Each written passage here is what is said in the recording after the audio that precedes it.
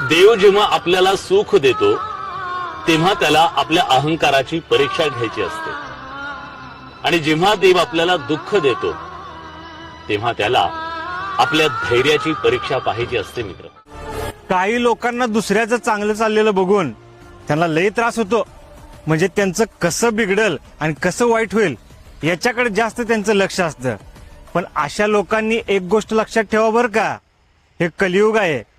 इथं ह्या हाताने करायचं आणि ह्या हाताने फेडायचं असतं. करून तरी आपल्याला जायचं कुठं?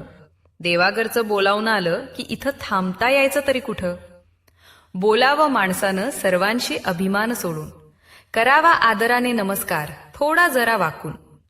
चार चौघांशी माणसानं आपले पण जपावं.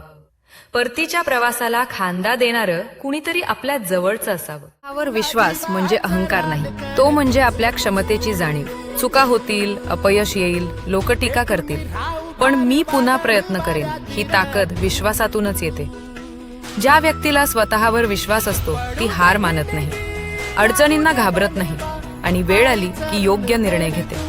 म्हणूनच जिंकायचं असेल, फक्त बाहेरचं जग जिंकायचं नाही तर स्वतःचं आयुष्य जिंकायचं असेल तर सर्वात आधी मनातला आवाज मजबूत करा, मी करू शकतो. चॅनलला सबस्क्राईब करा, बेल आयकॉनचे बटन दाबा, फडजी यांना लाईक करा व शेअर करा. थँक्यू.